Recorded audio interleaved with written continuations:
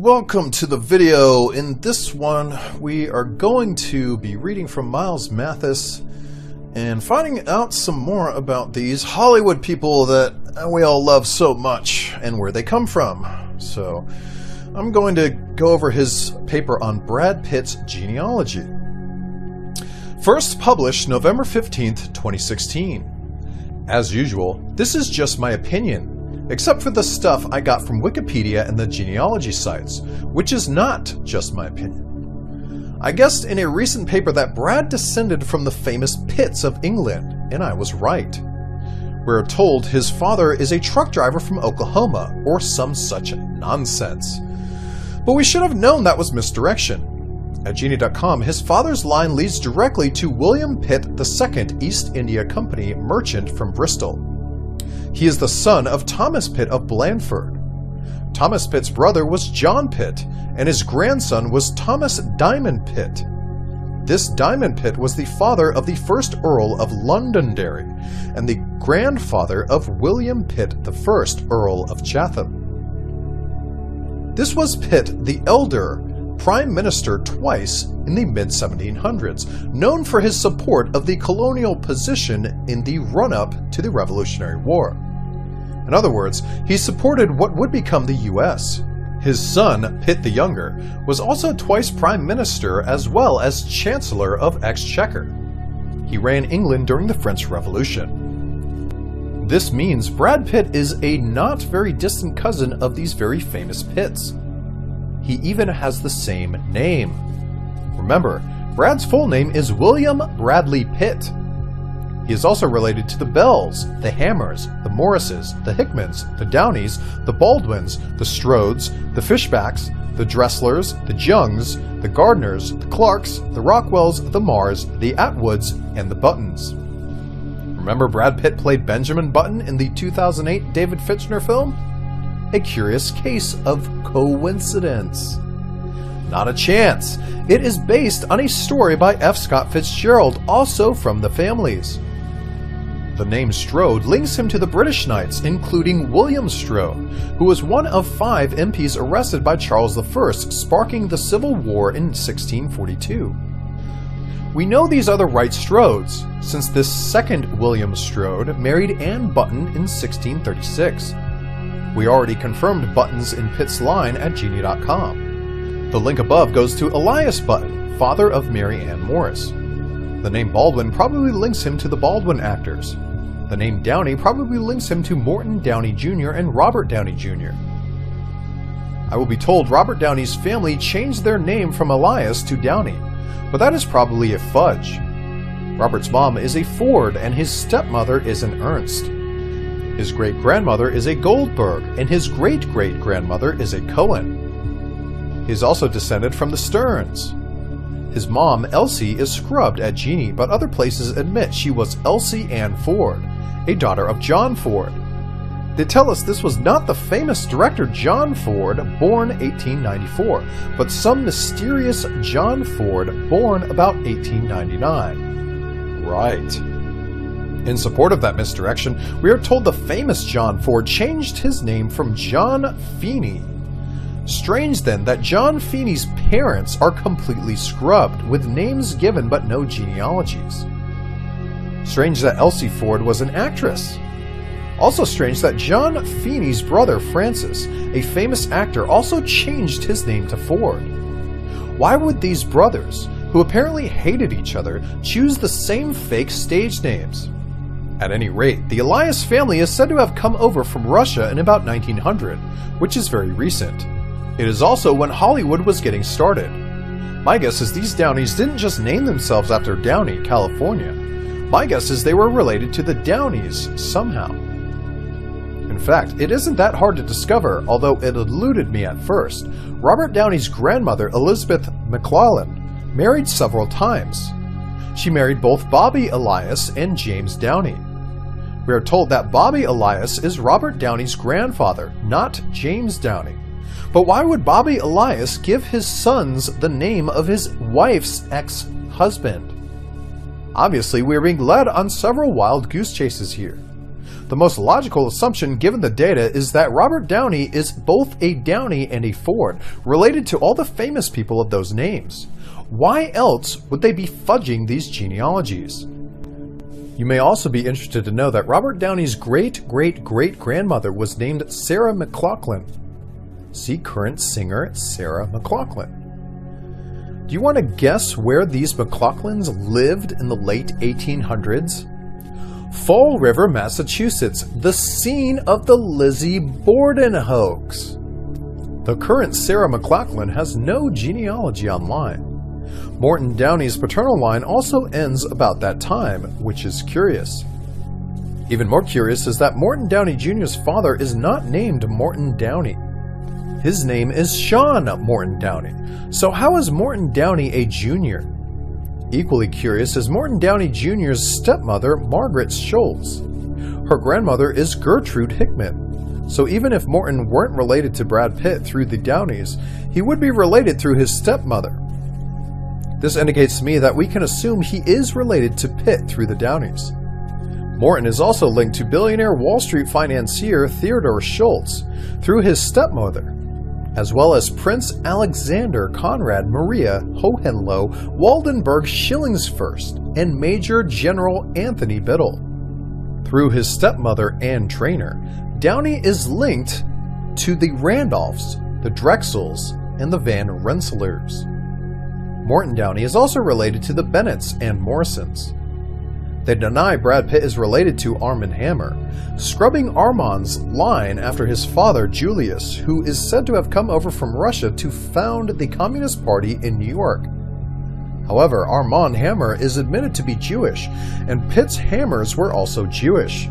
See Abraham Hammer, son of Aaron, husband of Rachel, father of Elijah, Isaac, Abraham, Enos, and Ezra. His sister Elizabeth married Benjamin Dickinson, and yes, this links them to Emily Dickinson, whose ancestry is Jewish in that line. See Thankful Dickinson Warner, which also links both the Pitts and the Dickinsons to the Warners. Pitt is also related to the Jacksons through the Hammers. Martha Hammer married Isaac Kearns Jackson. We are assured that these Jacksons aren't descended from Andrew Jackson, who had no children. But if we go to the page of Andrew's uncle Robert, we find it is managed by our old friend Erica Houghton. If she has been there, it means something important has been scrubbed, and I suggest that this Robert had children, although they aren't listed. Next, they admit Brad Pitt is related to his alleged wife Angelina Jolie, Voight. But as usual, they misdirect you on the nearness of that relation, telling you they are 21st cousins.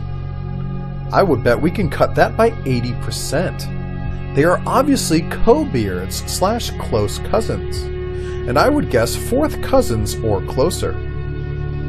In pursuit of that, we find this page, which reveals many hidden members of the Pitt clan.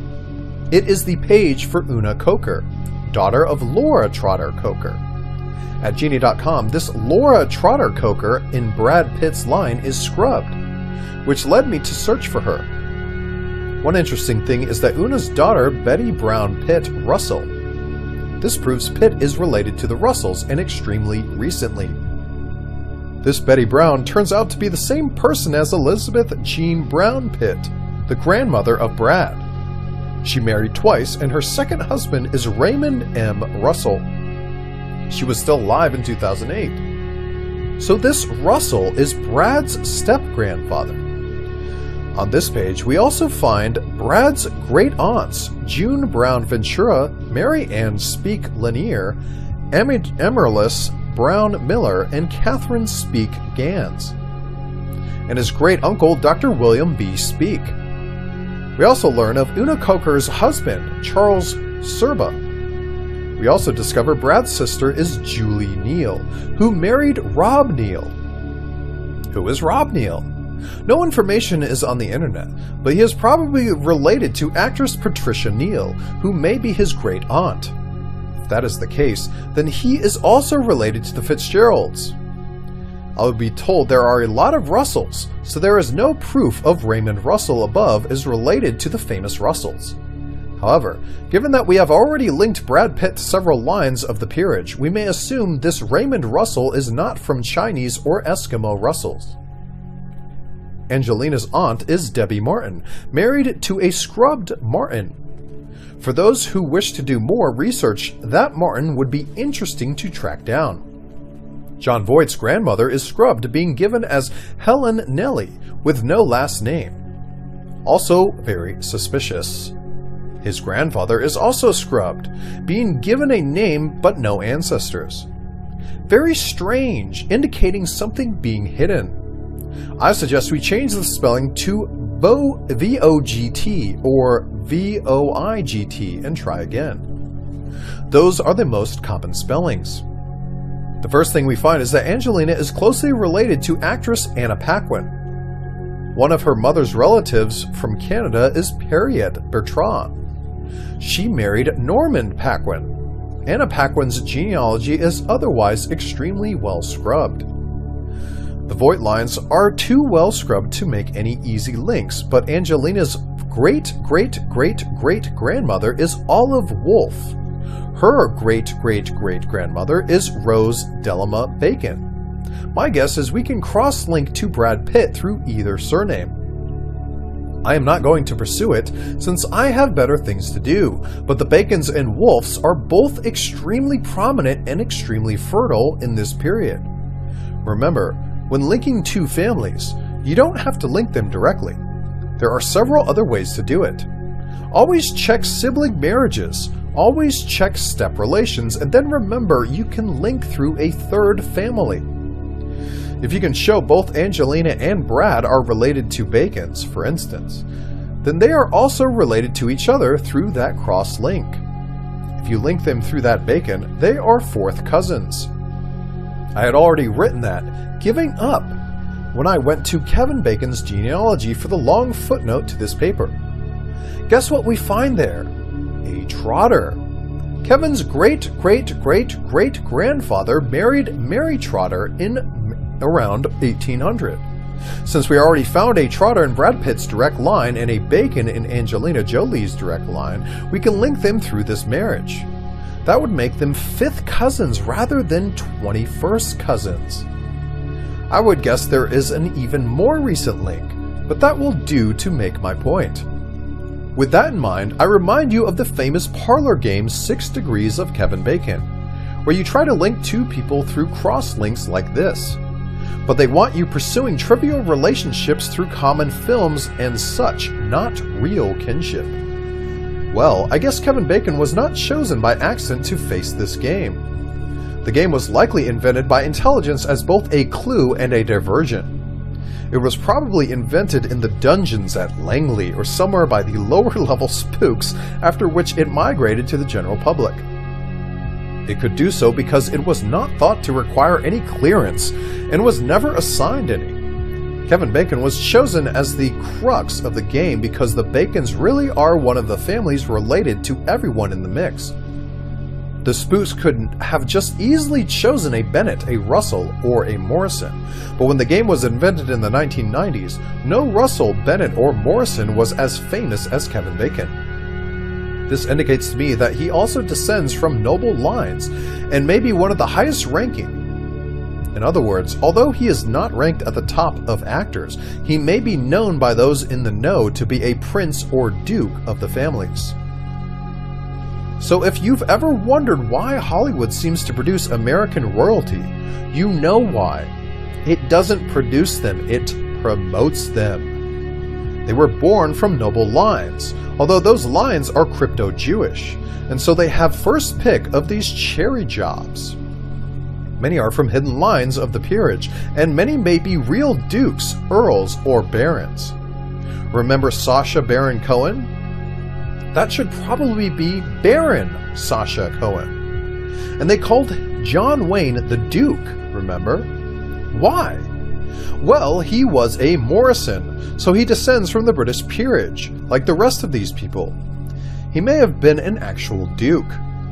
I've shown recently that John Lennon descends from the noble Stanleys, so he may be an earl or something. If they all act like little princes and princesses, it is probably because they are. explains a lot, doesn't it? For one thing, it explains why very few of them can act. They weren't hired for their skills, they were hired because they had to be. Hollywood isn't mainly about producing good movies, as we know. Its primary function may not even be propaganda. It looks like its primary function is promoting these privileged people as interesting and important. They wish to believe they are talented, and so the media tells them and us that they are. It is the desperate attempt to sell poor actors as great actors and non-charismatic people as charismatic. That is why it is so surprising when one of these people can actually fill the bill. As with Daniel Day-Lewis or Anthony Hopkins, imagine how different the cinema would be if it were composed on merit. I've shown the same applies to the field of art, which was completely co-opted around the same time Hollywood arose. It was taken over by these same children of the privileged who wished to believe they were artists, and they utterly destroyed the entire field in short order. In fact, art has suffered far more than the cinema, since some talented people do go into film. The same cannot be said of modern art, which has attracted only the dregs of these families. Why would that be? I have suggested reasons in previous papers, including the fact that making films requires work while making modern art does not. So the laziest children of the families naturally migrate to art, where they can be feted and famous without actually doing anything. Their brothers and sisters in Hollywood still promote them mainly to be nice, so they still get their pics in the mags without having to break a sweat. Remember, this is why I got into this line of research. These talentless little freaks have stolen the field of art from people like me, and I, for one, didn't take it very well. Most others decided to accept it and move on, but that is not my style. I was born with a bad temper, and it has not mellowed with age. As I see it, as an artist, I was put here not only to create art, but to defend art and all the muses.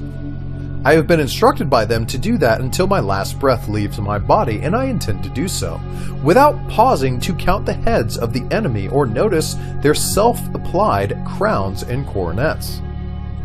Kevin Bacon is, in fact, related to Sir Francis Bacon. His direct paternal line goes back to James Bacon, Sheriff of London, who was the brother of Sir Nicholas Bacon. Sir Nicholas was the father of Sir Francis Bacon. The Bacon line goes back to Ralph Bacon in the year 900. In that line is also Grimbaldus the Norman. This links Kevin to the Lowes, the Redgraves, the Peppers. You remember Sergeant Pepper? The Shelleys, the Nelsons, the Pryors, the Wests, the Watsons, the Ellises, the Holmes, the Waltons, who also go back to the 900s, the Thorpes, the Cages, the Reeves, the Cranes, the Morrises, the Proctors, the Hussies, the Huttons, the Becketts, the Armitages, the Hickmans, and so on. So yes, Kevin is a central figure in the clan. Kevin is also related to the Sayers. That is Zelda Fitzgerald's maiden name, remember? Amusingly, in about 1300, a John Bacon married Cecily Who, of the Luton Whos. This may be where Dr. Seuss got the Whos down in Whoville. Kevin Bacon is also linked to both Salem, Massachusetts and Salem, New Jersey. And that is the end of Miles Mathis's paper on Brad Pitts Genealogy. So if anybody knows much about Hollywood, and I mean real Hollywood, I don't mean just, you read magazines and you know about these people. Everybody knows about these people. But what I mean is, the cults they're involved with, the Satanism and stuff. After reading Miles Mathis, he always states that intelligence, or that Satanism is a cover for intelligence. And I totally see where he's going with that, because the Satanism angle is always thrown in with, I don't know if this is real, but a lot of the serial killing cases are satanic. They've got the imagery, the rituals, and all this stuff, and a lot of them are faked. And I'm not saying all of them are faked, but Hollywood is pumping Satanism like crazy, and it can't be denied. And I don't know. After reading Miles Mathis, I don't know if Satanic Hollywood is legitimately satanic or is pretending to be satanic. And this is where I kind of just need to figure it out, because in my opinion, I don't think, from what I know, these papers range quite a lot of years. So in the papers that I've read of Miles Mathis is that he's not a Christian. He's not an atheist. He's just open, I guess. He's not sure. Or though he may be, I don't know, because I haven't read all his papers. But as far as I know, he is just, I guess what you would call a skeptic. But I've read and studied the Bible. I'm a Christian. I believe in God. I can go on and on about why I am or whatnot, but from what I've learned in the Bible about Satanism, and just it's crazy that a book randomly written, claimed by skeptics or people who don't believe that the Bible is a genuine book, it talks about this stuff for thousands of years. This stuff's going on. It talks about the lineages. There is a vast genealogical record in the Bible. When I was going through, I can't remember exactly what book in the Bible. There's a few that list the genealogies. It's so funny going through Miles's paper and seeing him go through all these genealogies, because the Bible does the same thing, and it does that to have a record of these people and what they're doing. And going into the Satanism of Hollywood, I believe that it's real. Even though I kind of don't know, Miles Mathis might say that it's all just a cover to distract you, or to confuse you, or to just get people to change society, whatever. But I believe it is real Satanism. I believe that all of this is rooted in Satanism. I don't think that intelligence uses Satanism. I think that Satanism uses intelligence. And when I say intelligence, I mean the intelligence agencies, the CIA, etc. Does that mean that everybody that works in intelligence is a Satanist? No. The people who control intelligence are Satanists. The ruling families, the Rothschilds, all of these ruling families you always hear about, they either worship Satan, or they either pretend to worship Satan, or they actually do. There's overwhelming evidence for this stuff. Marina Abramovich, is she just faking it?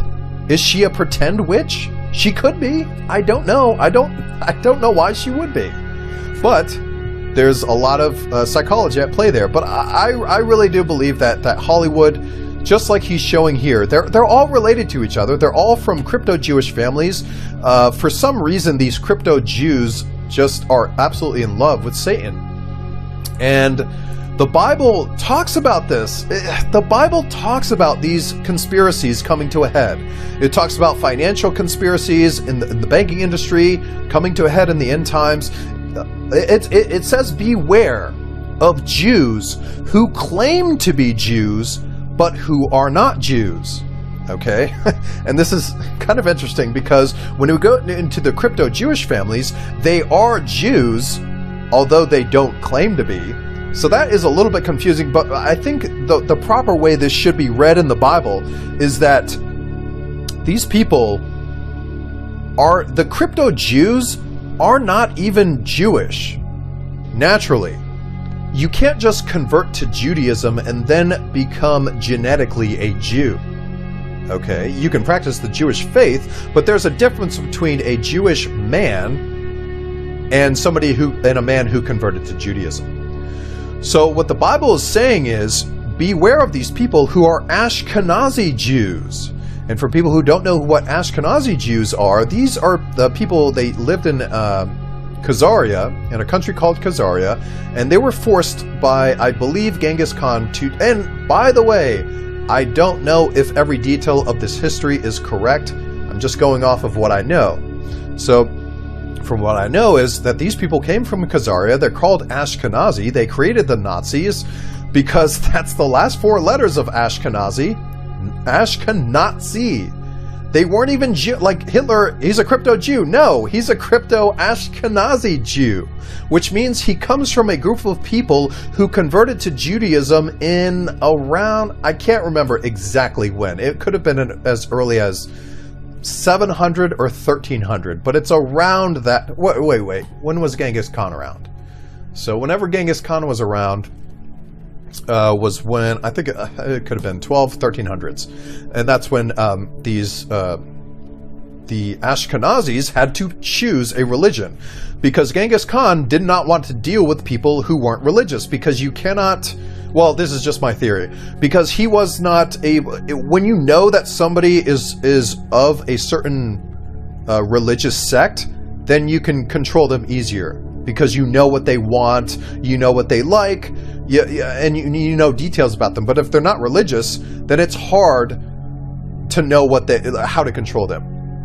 Okay, so they chose Judaism, and ever since, they've been infiltrating Europe. They've been infiltrating a lot of our... These are all of these Jews that are causing problems. They're not real Jews. This is what the Bible says. Beware of those who claim to be Jews but are not. They claim to be Jews. They've claimed to be Jews for a very long time, but it doesn't make them genetically Jews. So the Bible really warns us about this stuff thousands of years ago. And if you find some of this stuff with the Bible interesting, I highly suggest that you study it. There's lots of reasons why the Bible is supernatural. Some of the easiest ones are just the general prophecies that are talked about in the Bible that are active right now. And we see it in these genealogies, we see it with these people, we see it with the corruption and the evil and the Satanism. So to round out my opinion on this whole piece is, all of these people come from satanic families. They are connected through the network of their huge families. When they're brought up in these families, they are taught about this stuff. They are told, hey, look, you are from the Pitt family. We are Pitts. This is our genealogy. You have a role in our family in at least knowing that you're a part of this. I'm sure that there are plenty of people from these families who want nothing to do with Satanism or any of this stuff, and they just wander off and do their own thing. I'm sure that happens. But a lot of these people who come up in Hollywood who we think, oh, they just became famous. No, they're not. They're being promoted. They're a huge distraction. Again, what this is all about is just keeping us distracted, keeping us entertained, and keeping us controlled. What if you have famous people out there who have millions of followers who get into conspiracy and start saying, oh, hey, yo, everybody, look at all this crazy stuff that's happening. They cannot allow that. They cannot allow people who are not controlled to be famous. Because if you get a platform and you have millions of people, you can wake them up really quickly. You can wake them up very quickly by just pointing out simple stuff. This is what I find, this is awesome about Miles Mathis, because he doesn't throw out crazy theories. All of this stuff is common sense, it's logical. The only thing that seems very outlandish to me is when I actually have gone over a lot of conspiracies, and they're incredible. The lizard people are running things. Everyone, there's aliens flying around and all this stuff. Man, are people going to be really surprised when some of these truths come out, at just how deep this deception goes. You know, they don't care what you believe, as long as it's not the truth. They've got aliens for you. They have races of people living within the earth. They've got, and I don't know 100% if all of this stuff is just complete nonsense or whatever, but when you get into the realm of conspiracy, it gets pretty nutty. But if you read Miles Mathis, you can just see that it's so much easier to fake all of that stuff, so that people get latched onto it. People need to realize that it is the ultimate distraction. Hollywood is distracting you, okay? The government is distracting you. Social issues are all a huge distraction. Politicians are actors. They're closely related to Hollywood, because their job, literally, their job is to get up there and to just read the teleprompter, get into scripted arguments with the other side, get on camera and tell everybody that they're working their hardest for the benefit of everybody. They're not doing anything. They're signing their names on bills that are written by think tanks that are owned by these satanic families. And these satanic families have systems in place. And then you see the figurehead. Oh, hey, there's the actor or the writer behind the movie. I have no idea if they actually wrote that movie, but they're acting in it. And here's the face. This is the emotional attachment you can have to this. This is why this stuff works so well. It's because they control it from the top. I'll bring up PewDiePie again. The guy's got an incredible following on YouTube. 90 million. That's insane. That's insane, the amount of reach he has. But in my opinion, he's not controlled by these satanic families. He might be. I don't know. I've seen a bunch of his videos. He seems like a great guy. He doesn't seem to be pushing anything except comedy and having a good time with what he's doing online. But if he were to get into conspiracy stuff and start pointing these things out, and I'm using it as an example, and I noticed on his forearm that PewDiePie has this tattoo of an eye, and I don't know when he got it, but it seems kind of new. And there were a couple times when he pushed into topics that were a little controversial, and I can't remember exactly what it was, but maybe it was some social issues or whatever, and he got a lot of backlash. And PewDiePie is relentlessly attacked by the media. And they always make fun of him. They always try to downplay they always call his followers a bunch of 9-year-olds, children, which is not true at all. But they're always trying to dismiss him because he's not controlled by them, in my opinion. That may have changed recently. I saw the tattoo of that eye on his arm, and I was just like, it reminds me of the Illuminati eye, and this guy's a big deal. He's got a lot of influence. Maybe they had a little private meeting with PewDiePie and said, hey, look, Felix, here's what you're not going to talk about. And there's so many different ways that they can do this. They can do it in like an intimidation, where they bust into your home, or they're just home while you come back, and they're just like, hey, look, we make the rules, and here's what you're going to do, and here's what you're not going to do. And if you don't listen to us, we're going to murder your girlfriend, or kill your dog, or cause problems for you. And your popularity is going to go away overnight because we're going to restrict what you're doing, whatever. Now, I'm not saying that they're going to do all of these threats, but threats sometimes are enough to make somebody comply. So maybe he got a tattoo on his arm as a sign to the Illuminati to say, hey, I'm not a part of you, but I could be just towing the line. Okay? I'm just throwing out an example. I have no idea. But when you compare that to people in Hollywood are never really doing much except getting in front of cameras whenever they need to make a social event or whatever, and they're all just out there to do what they're doing, which is making movies and entertaining people. They're not out there trying to educate people or encouraging anything that would help society. They're just there to distract you. They're there to make the blockbuster. They're there to keep your attention, and they're there to hold your attention. Because these people are controlled. You always need to be paying attention to them and no one else. And this ties into a lot of Miles's work, where he's saying, like, look, this is all a distraction. People have a hard time believing that this stuff could be faked because they just don't understand the psychology of it. Why would they fake serial murders? A lot of reasons. So they could pass more laws that gives them more control over you. Okay, the more serial killers, the more fear you have. The more people are going to be afraid to connect with other people. I don't want to talk to that guy across the street. He might be a serial killer. He might be a weirdo. I've seen so much of it on TV. It must be true.